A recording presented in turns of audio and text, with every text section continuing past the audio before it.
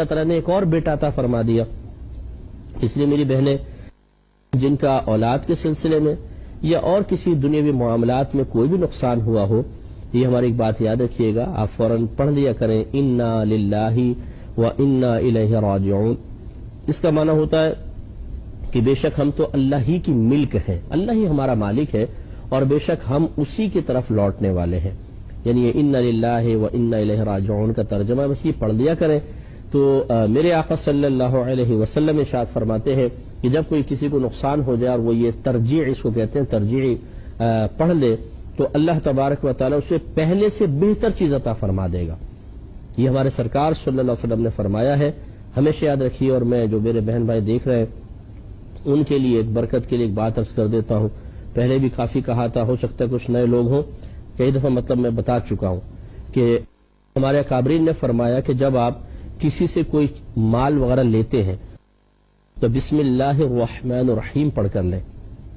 جیسے دکاندار سے پیسے لے رہے ہیں، گھر والے کو پیسے دے رہے ہیں، کوئی آدمی آپ کو پیمنٹ دے رہا ہے تو بسم اللہ الرحمن الرحیم پڑھ کر لیں. اور جب آپ کسی کو مال دیں، پیسہ دیں تو انا للہ و انا الیہ راجعون پڑھ لیں. بہت ہی بلند آواز سے نہیں پڑھیے گا اور سمجھے گا مجھ پہ پڑھ رہا ہے. تو آہستہ سے آواز سے آپ اتنے کے کان سن جائیں. جیسے آپ نے دکاندار کو پیسے دیے، آپ نے رکشے والے کو دیے، ٹیکسی والے کو پیسے دیے، آپ شوہر ہیں، بیوی کو نان نفقہ دے رہے ہیں، آپ کاروبار کر رہے ہیں، آپ کسی چیز کی قیمت ادا کر رہے ہیں، پیمنٹ دے رہے ہیں، تو انا للہ و انا الیہ راجعون کہیں. ہمارے اکابرین فرماتے ہیں کہ اللہ تعالیٰ اس کو کبھی بھی تنگ دستی میں مبتلا نہیں کرے گا، اس کی جیب ہمیشہ پیسوں سے بھری رہے گی. وجہ اس کی یہ ہے کہ جب بسم اللہ الرحمن الرحیم پڑھ کے ہم لیتے ہیں تو بسم اللہ سے برکت پیدا ہوتی ہے، اور جب جانے پر انا للہ و انا الیہ راجعون کہتے ہیں تو نبی کریم صلی اللہ علیہ وسلم کی حدیث کے مطابق اللہ تعالیٰ اس کا بہترین بدلہ آپ کو عطا فرما دے گا. تو نقصان کا پہلو نہیں رہتا. اور بلکہ میں نے تو یہاں تک بھی پڑھا ہے کہ بعض اکابرین نے فرمایا کہ اگر اس عمل پر انسان کچھ عرصے بھی استقامت حاصل کر لے تو پھر اللہ تعالیٰ اس کو دائمی طور پہ نعمتوں سے نواز دیتا ہے، اس کی جیب کبھی مال سے خالی نہیں ہوگی. تو اس لیے یہ کرنے میں کوئی حرج نہیں کرنا چاہیں.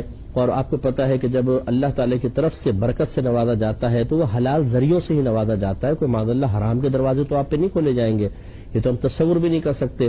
اس کا مطلب یہ ہے کہ جب آپ انا للہ و انا الیہ راجعون پڑھتے ہیں، مال کے جانے پر اس کو جو بدلہ ملے گا اس کے لیے کوئی نہ کوئی حلال ذریعہ اللہ تعالیٰ مخصوص کرے گا.